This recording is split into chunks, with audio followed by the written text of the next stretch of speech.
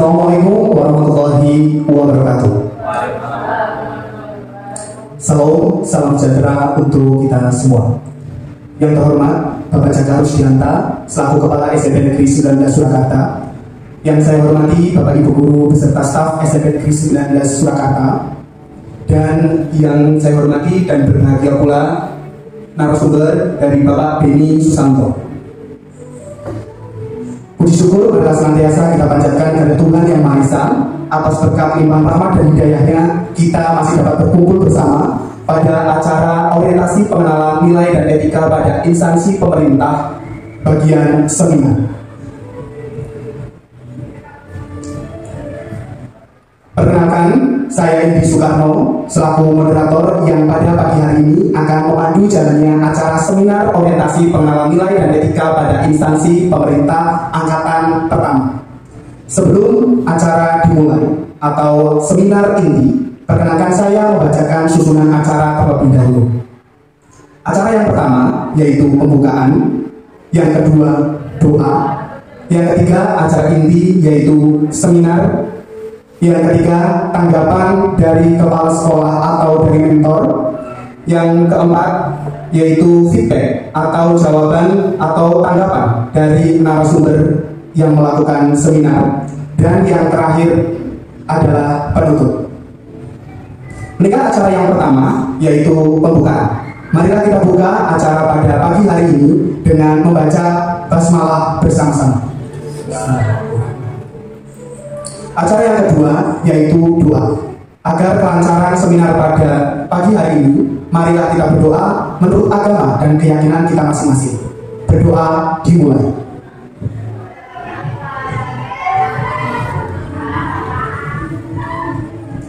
Berdoa selesai.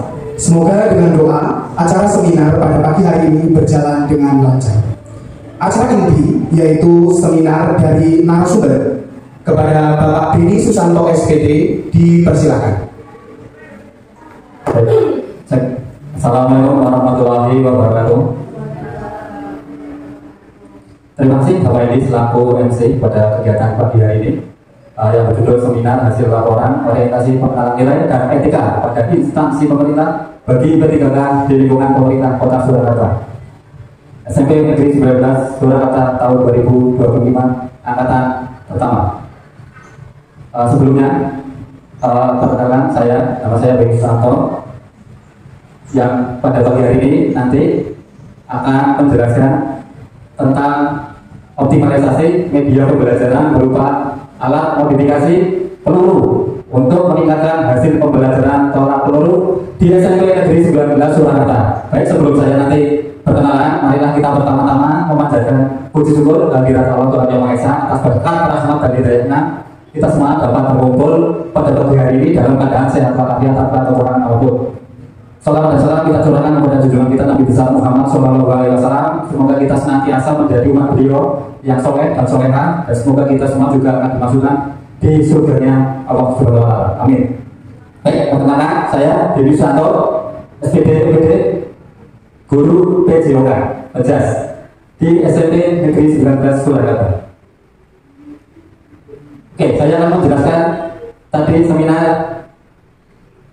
yang berjudul optimalisasi media pembelajaran berupa alat modifikasi tolak peluru untuk meningkatkan hasil tolak peluru pembelajaran tolak peluru di SMP Negeri 19 Surakarta. Ya, saya setelah orientasi kerja selama kurang lebih 9 hari atau 2 minggu, yang efektif itu 9 hari, akhirnya saya memutuskan untuk mengambil judul tersebut. Ya, karena saya rasa sangat cocok untuk diterapkan di SMP kita hari ini.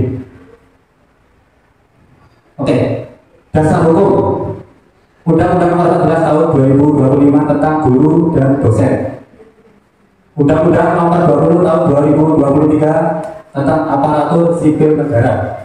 Peraturan Pemerintah Nomor 49 Tahun 2018 tentang manajemen pegawai pemerintah dengan perjanjian kerja atau P3K. Permen RB Nomor 16 Tahun 2009 tentang jabatan fungsional guru dan angka kreditnya. Permen RB Nomor 70 Tahun 2020 tentang masa hubungan perjanjian kerja P3K. Permen RB Nomor 6 Tahun 2022 tentang pengelolaan kinerja pegawai ASN. Kemudian Peraturan Lembaga Administrasi Negara Nomor 15 Tahun 2020 tentang pengembangan kompetensi pegawai pemerintah dengan perjanjian kerja. Keplang Nomor 289 Nomor 2022 tentang pedoman orientasi P3K. Ini merupakan dasar hukum P3K. Oke, yang pertama latar belakang. Bisa dilihat P3K mempunyai latar belakang pegawai pemerintah dengan perjanjian kerja merupakan aparatur sipil negara yang resmi oleh pemerintah. Kita diangkat kemarin, hari ini kita orientasi. Kemudian berdasarkan Undang-Undang tahun nomor 5 tahun 2014 tentang aparatur sipil negara bab 1 pasal 1 ayat 1 dan ayat 2 menyatakan bahwa aparatur sipil negara selanjutnya disingkat ASN adalah profesi bagi pemerintah dengan perjanjian kerja yang bekerja pada instansi pemerintah. Kemudian orientasi kita adalah dilakukan oleh instansi pemerintah yang telah berdasarkan pada kurikulum dan menggunakan sistem informasi yang ditetapkan oleh lembaga administrasi negara atau LAN. Selanjutnya ASN atau aparatur sipil negara, profesi bagi pegawai negeri sipil dan pegawai pemerintah dengan perjanjian kerja atau P3K. Bisa dilihat bekerja pada instansi pemerintah yang PNS warga negara Indonesia memenuhi syarat tertentu diangkat sebagai ASN dengan secara tetap oleh pejabat pembina pegawai untuk menduduki jabatan pemerintah. Yang sedangkan untuk P3K warga negara Indonesia yang memenuhi syarat tertentu yang diangkat berdasarkan perjanjian kerja untuk jangka waktu tertentu. Untuk kita itu jangka waktunya 5 tahun. Ada yang tahun sebelumnya mungkin ada yang 2 tahun.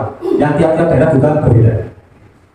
Untuk melaksanakan tugas pemerintahan sesuai dengan kebutuhan instansi pemerintah dan ketentuan perundang-undangan. Yang nanti juga ada bedanya antara ASN P3K dan ASN PNS. Ya, ada perbedaan.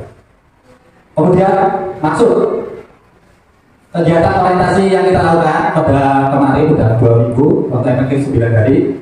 Kegiatan ini adalah untuk guru fungsional P3K tahun 2024. Yang dimaksud peserta pengetahuan sikap perilaku tentang nilai kode etik pada instansi pemerintah dalam mendukung pelaksanaan tugas jabatannya dalam pencapaian visi organisasi. Kemudian tujuannya adalah yang pertama pengenalan tugas dan fungsi ASN. Ya, kalau di ASN mungkin yang PNS ada rasa kita mungkin orientasi pada P3K. Kemudian yang kedua pengenalan nilai dan etika pada instansi pemerintah. Yang ketiga pemahaman dan penyediaan informasi pada P3K yang baru diangkat. Yang kita alhamdulillah sudah diangkat.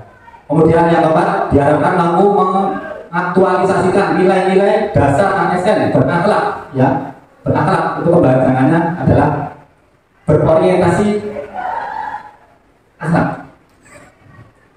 Ya, nanti ada kemasan. Serta dapat melaksanakan tugas yang menjadi pelaksanaan program pemerintah. Oke, untuk waktu dan tempat kemungkinan yang kemarin kita sudah laksanakan dari pembukaan MOC, dari pembukaan MOC itu pada 16 Mei bisa melalui Zoom. Kalau tidak dapat masuk kita juga bisa melalui YouTube. Ya, kemarin sudah kita lakukan yang pertama itu dan ada presensi juga. Kemudian kegiatan agenda yang kedua adalah MOC pelaksanaan 17 Mei sampai 28 Mei. Metode pembelajaran mandiri melalui akses Solo Basis ya, diri masing-masing. Yang ketiga, evaluasi akademik kemarin juga sudah kita lakukan bersama, yaitu tanggal 2 sampai 3 Juni melalui LMS Solo Basis juga kita mengerjakan nilai. Kemudian bagi yang remedial juga selisih 2 hari kita baru remedial. Kemudian yang kelima orientasi tempat kerja setelah kita evaluasi akademik, remedi, kemudian kita juga orientasi tempat kerja, mensurvei tempat lingkungan kerja bagi kita semua.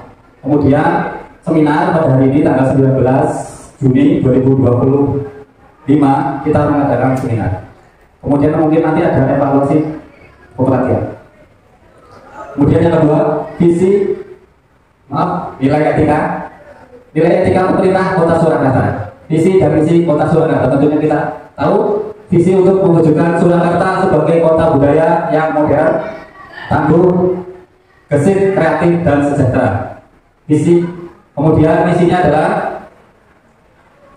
1. Meningkatkan kualitas kesehatan masyarakat yang berkelanjutan. Yang kedua, memperkuat pertumbuhan ekonomi yang adaptif dan berkelanjutan. Kemudian yang ketiga, mewujudkan tata ruang dan infrastruktur kota yang mendukung kemajuan budaya dan pariwisata berkelanjutan. Yang keempat, meningkatkan kualitas dan pariwisata, meningkatkan kualitas dan daya saing pemuda dan masyarakat umum di bidang pendidikan, ekonomi, dan seni budaya dan olahraga.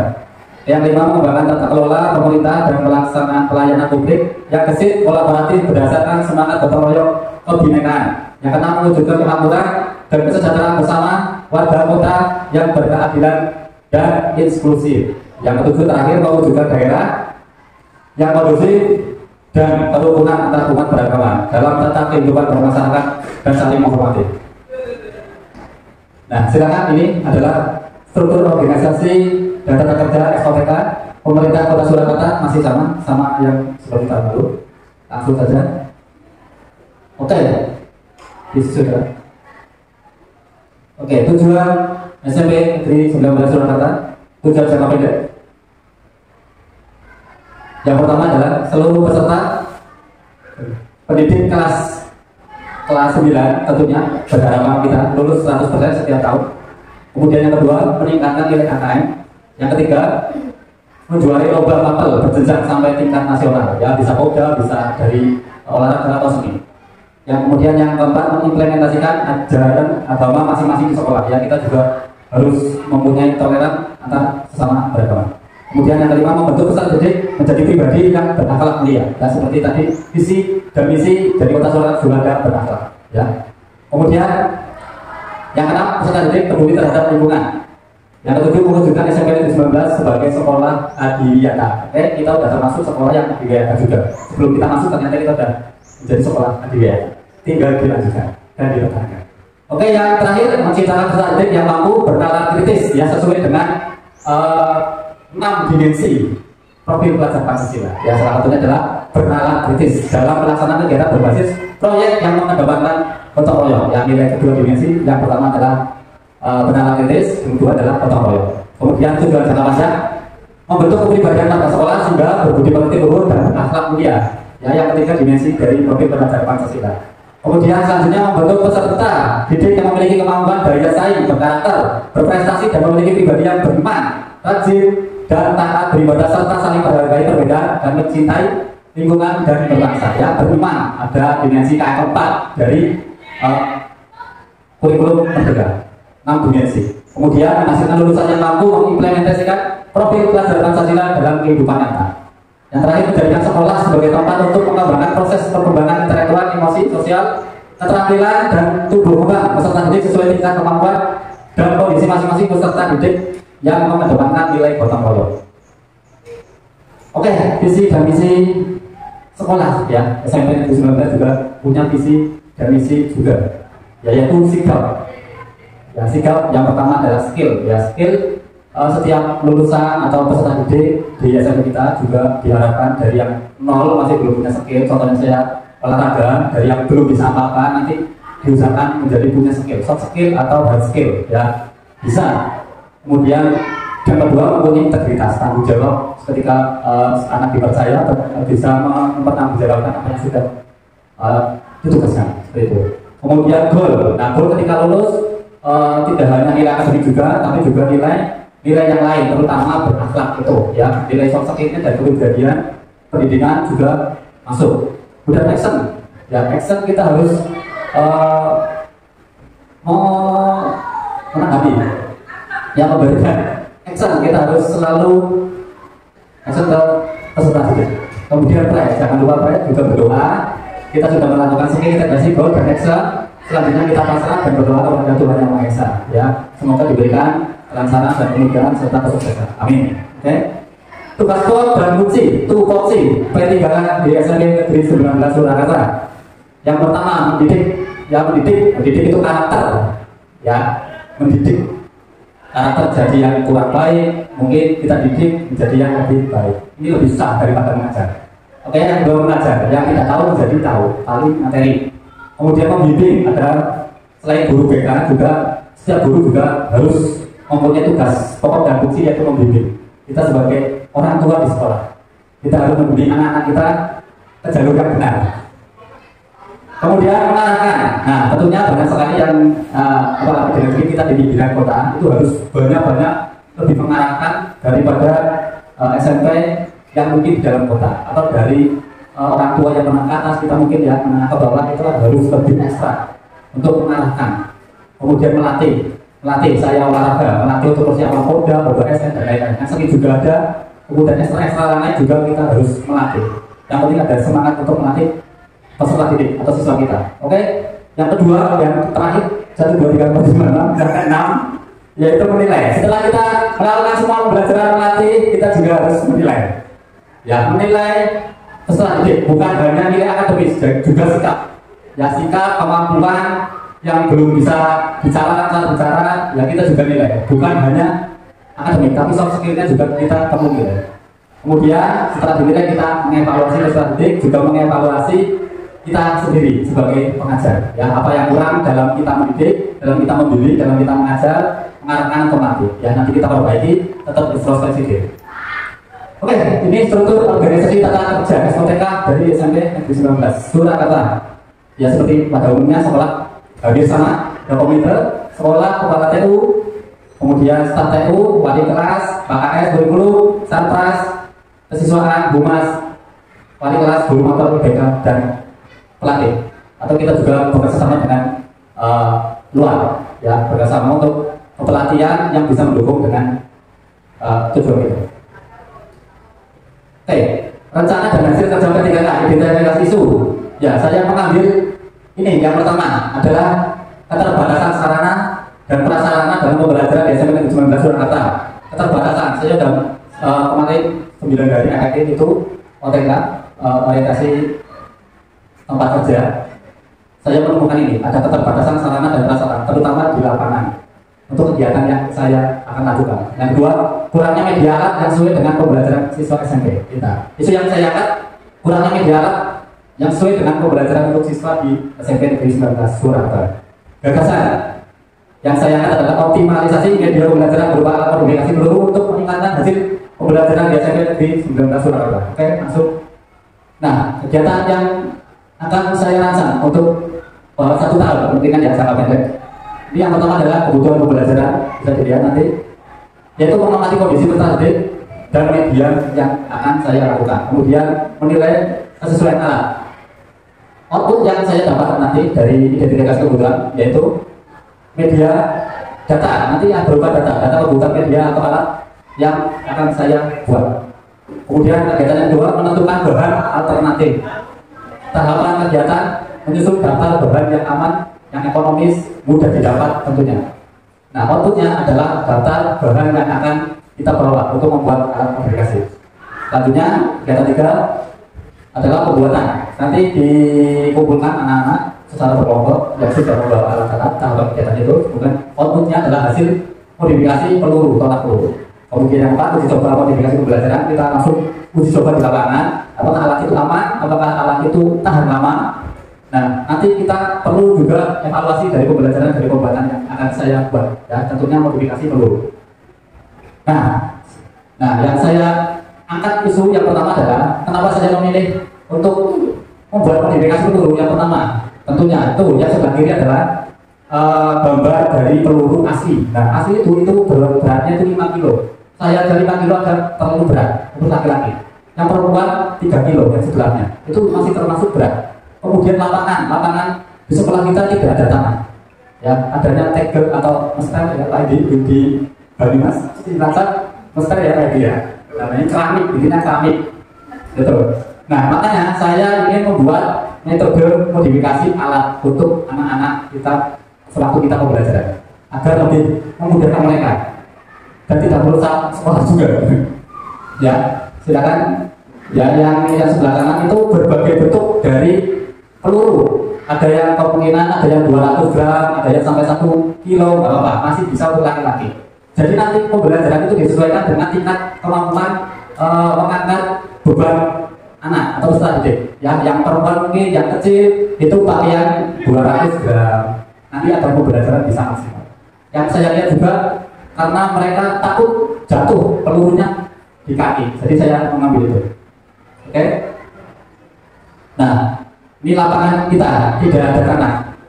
Ya, di mana-mana saya bahkan di belakang juga tidak ada tanah. Jadi yang saya khawatirkan ketika kita pakai peluru asli malah akan merusak keramik yang ada di sekolah. Nah, yang kedua saya menjelaskan pembelajaran tentang itu. Kemudian kesimpulan orientasi pada pagi hari ini adalah orientasi ketika merupakan kegiatan pengenalan dan penyediaan informasi mengenai aparatur sipil negara dan pembekalan kepada pegawai pemerintah dengan perjanjian kerja P3K yang telah diatur dalam Undang-Undang Nomor 5 Tahun 2014 wajib diikuti oleh P3K. Kemudian dengan adanya orientasi diharapkan P3K bisa meningkatkan pengetahuan, keterampilan, sikap dan perilaku sesuai nilai dasar ASN, yaitu berakhlak, berkinerja, berdaya saing, dan berorientasi pada pelayanan publik dalam rangka pembentukan profesionalisme dan kebudayaan kerja organisasi. Dari kegiatan orientasi dapat dilaksanakan Desember 19 menghasilkan rencana hasil kerja. Kemudian yang terakhir adalah tuh ya alat saya yang tadi sudah dimodifikasi. Terima kasih. Mungkin cukup sekian dari saya pada pagi hari ini. Apabila saya banyak kesalahan atau kekurangan nanti mungkin bisa evaluasi mas bersama ya. Saya rasa cukup. Terima kasih. Wassalamualaikum warahmatullahi wabarakatuh. Waalaikumsalam warahmatullahi wabarakatuh.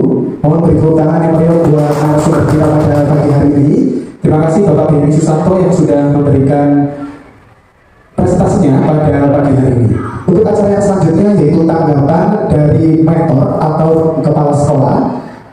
Mohon dipersilakan kepada Bapak Jaka Rusdianta untuk memberikan tanggapan dan juga pertanyaan kepada narasumber Bapak Benny Susanto. Bapak Benny Susanto atas presentasi berkaitan dengan optimalisasi pembelajaran PJOK dengan modifikasi alat peluru untuk meningkatkan pembelajaran tolak peluru. Yang pertama, saya memberikan apresiasi terhadap pelaksanaan seminar orientasi P3K yang telah Pak Benny lakukan, dan juga ini menunjukkan kepedulian terhadap peserta didik dalam dunia nyata dalam pembelajaran PJOK, khususnya pada cabang tolak peluru, karena kita tahu seringkali terdapat kendala dalam pelaksanaan tersebut karena keterbatasan sarana prasarana dan juga faktor keselamatan. Modifikasi alat peluru yang telah disampaikan Pak Benny Susanto itu sangat inovatif dan mampu memberikan solusi terhadap hambatan pembelajaran khususnya bagi peserta didik. Dan juga pendekatan ini tidak hanya meningkatkan prestasi siswa, tetapi juga mempermudah guru dalam penerapan pembelajaran yang menyenangkan, aman, dan tetap sesuai dengan tujuan pembelajaran. Itu saja tanggapan saya. Terima kasih. Wassalamualaikum warahmatullahi wabarakatuh. Kemudian kepada Bapak Benny Susanto, saya bertanya kaitannya tadi, saya tertarik terhadap inovasi yang unik. Yang kita tahu tolak peluru itu sangat berat, ternyata dimodifikasi dengan menggunakan bola plastik sehingga sangat mudah digunakan siswa. Dan saya bertanya, bagaimana teknis pembuatan dan apa dampak untuk siswa? Itu saja, terima kasih. Wassalamualaikum warahmatullahi wabarakatuh. Mentor atau Bapak Kepala Sekolah sudah memberikan tanggapan dan juga pertanyaan. Silakan selanjutnya untuk Bapak Benny Susanto untuk memberikan feedback atau menjawab pertanyaan dari mentor atau dari Bapak Kepala Sekolah Bapak Jaka Rusdianta. Baik, terima kasih Bapak Jaka Rusdianta selaku Kepala Sekolah SMP Negeri 19 Surakarta sekaligus mentor pada kegiatan orientasi ketiga pada pagi hari ini. Baik, terima kasih Pak Jaka atas tanggapannya. Alhamdulillah, dan saya akan berusaha menjawab pertanyaan dari Pak Jaka. Yang pertama untuk teknis pembuatan, yaitu pertama anak-anak saya bikin kelompok kecil-kecil, kan 30 orang karena robot 30, berarti dibagi 5-5. Yang kedua, kemudian siswa menyiapkan alat dipersiapkan. Kita sudah merancang alat apa saja yang akan dibawa, yang dipersiapkan, tentunya dengan harga yang ekonomis. Ya, ekonomis berupa bola-bola kecil, karena peluru itu bentuknya lingkaran. Jadi yang saya rasa itu lebih efektif untuk bola yang kecil. Ukurannya yang tadi sesuai dengan gambar tadi ya, sudah dilihat. Ada yang kecil, ada yang 200 gram, ada yang mungkin 500 gram, setengah kilo, atau bisa sampai 1 kilo. Tidak lebih dari itu. Nanti anak-anak akan kesulitan. Kemudian setelah mereka menyiapkan bahan, dari rumah mungkin membeli bola plastik, dan kita juga menyediakan di sini sebagai pengajar, kita menyediakan juga di sini pasir dan tanah. Nanti anak-anak juga mencari di lingkungan sekitar ada pasir, batu untuk diisi di bola tersebut. Setelah itu anak menguji coba hasil dari pembuatan peluru yang sudah dimodifikasi, apakah itu aman, apakah itu nanti awet, apakah nanti juga tahan lama, dan semoga juga berkelanjutan untuk kelas 7, 8, dan kelas 9 bisa kita buat secara massal. Kemudian setelah itu siswa mengerjakan LKPD, lembar kerja peserta didik, ya, dari teknik-teknik yang kita lakukan. Ya, jadi ketika sudah menguji bola tersebut, tolak peluru tersebut, siswa juga sambil melakukan gerakan dasar sesuai dengan standar teknik dari nomor tolak peluru. Ya, yang pertama bisa dari pandangan kemana, terus cengkraman pegangan peluru itu seperti apa, harus diletakkan di belakang rahang. Kemudian ada ruang di tangan, tidak boleh dicengkram. Kemudian posisi tangan seperti apa, ya. Kemudian cara menolak pakai gaya masing-masing yang sudah dipelajari. Oke, bebas. Setelah itu ada gerakan lanjut yang dinilai seperti itu, Pak. Dan yang terakhir untuk tanggapan yang dari dampak untuk siswa adalah yang pertama, siswa enjoy atau senang dengan pembelajaran yang berbeda dan variatif. Jadi mereka lebih senang, tidak takut membawa peluru yang berat jatuh ke kaki, mereka tidak takut. Terutama perempuan biasanya kan manja sekali itu susah untuk melakukan aja, tidak mau biasanya. Tapi untuk modifikasi dengan alat yang ringan, mereka jadi mau, jadi lebih berani, lebih enjoy, dan teknik dasar menjadi lebih mudah dipahami karena mereka tidak memikirkan rasa takut, mereka senang. Seperti itu Pak Jaka, lebih itu. Mohon apabila ada kekurangan saya mohon maaf. Terima kasih. Sudah cukup? Ya, terima kasih Pak Jaka. Baik, terima kasih kepada Bapak Jaka yang sudah memberikan tanggapan dan juga pertanyaan. Begitu juga feedback dari Bapak Benny Susanto yang telah menjawab pertanyaan dengan baik. Hadirin yang berbahagia, Bapak Ibu beserta staf SMP Negeri 19 Surakarta, tibalah kita pada acara penghujung acara, maksud saya. Maka dari itu, marilah kita tutup acara pada pagi hari ini dengan melafalkan hamdalah bersama-sama. Oke, dengan doa penutup, semoga acara pada pagi hari ini dapat bermanfaat buat kita semua, bukan hanya hari ini saja, tetapi juga di hari yang akan datang. Saya Edi Soekarno, mohon maaf apabila ada kesalahan dalam memandu acara. Saya tutup acara pada pagi hari ini dengan wabillahi taufiq wal hidayah. Wassalamualaikum warahmatullahi wabarakatuh.